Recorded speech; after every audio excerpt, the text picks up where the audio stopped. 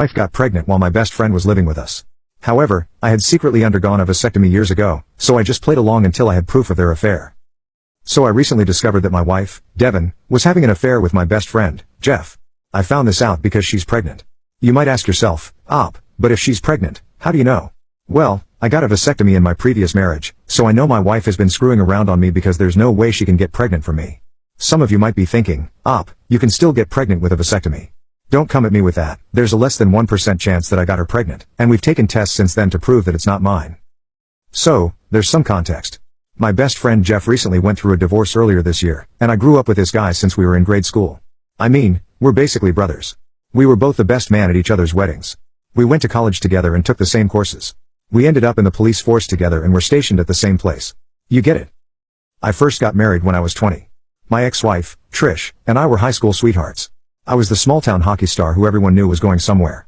She was this smart, cute, funny pastor's daughter who everyone loved. Anyways, we ended up having our daughter when we were 21 and our son when we were 2. After my son, my ex-wife and I decided we didn't want any more children, so we decided that I should get a vasectomy. So without telling anyone, I didn't feel like I had to announce it to the world. I went in for a simple lunch surgery and went back to work, and no one was the wiser. My ex-wife and I ended up drifting apart, and we separated amicably. It's not that we didn't love each other, we did, but the love just changed. She had started up this home organization business after the kids were old enough to be a bit more independent, and she got really successful with that and wanted to make the brand bigger, so she put in a lot of time with that. I was still really passionate about what I was doing and was getting deployed all over Canada to teach and whatnot. So, we both just kind of drifted apart, but we still fully supported each other in the lives we were both leading. My ex-wife and I are still really great friends, and we see each other constantly. All of us have even shared holidays together. Anyways, Devin and Trish were on good terms, and they even went out and did things without me too. They had a great relationship. This brings me to Jeff and his wife. We all spent a lot of time together and did a Friendsmas thing and a Friendsgiving every year. We all spent a lot of time camping together, we did a lot together. So when he said that he was getting a divorce from his wife, Amy, it sort of hit the friend group hard, and we tried our best to support them in whatever way they needed. However, Amy really gave it to Jeff hard and was saying that she was going to take the kids to Ontario to be with her parents, who still live there. Naturally, Jeff was devastated on hearing this, and he tried his best to keep his kids here, but alas, she ended up moving there and did, in fact, take the kids with her. So it was rough to see him go through and hard to see him being treated like that and getting his kids taken away. In this time, he really leaned on us, and because they had to sell the house, we let Jeff stay with us for a little bit until he landed on his feet again. Well, a little bit turned into a little bit longer than we would have liked. Then Devin sort of had this idea that we could renovate the garage and turn it into a suite. So I complied, and Jeff was really gracious about it and helped out and spent a lot of time making it his own. Whatever, it was a bit of an annoyance, but I wanted to help in any way that I could. It was better than him staying in our house, at least he was out of the house and in his own space, so that Devin and I could have proper alone time without worrying if Jeff was going to hear, if you catch my drift. Okay, so now Devin. Devin worked as a dispatch agent for a little bit, and that's how we met.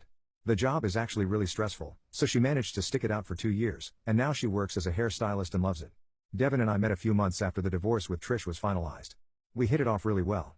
She's actually 8 years older than I am. She said that she didn't want any kids and was really fun and wild. We had our motorcycles and went on hunting trips. She was like one of the guys, but like a chick that wanted to get down and dirty with you, lol. That's a horrible explanation, but you get it. She was fun. She was everything that I needed at the time. We had the same interests and a lot of the same hobbies. Because she had mentioned that she didn't want any kids, I thought, wow, great, I don't have to worry about telling her that I had a vasectomy. So the topic never came up. Yes, I know I'm a horrible person.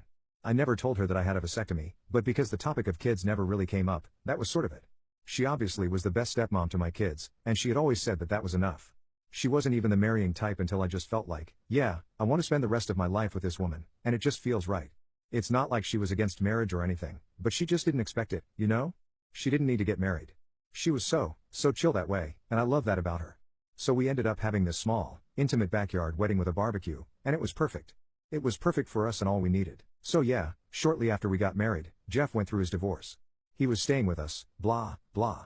Now, we worked together but weren't on the same team, so he had different shifts than I did, and Devin had a really lax schedule too. So, a lot of times, Devin and Jeff were at home together alone.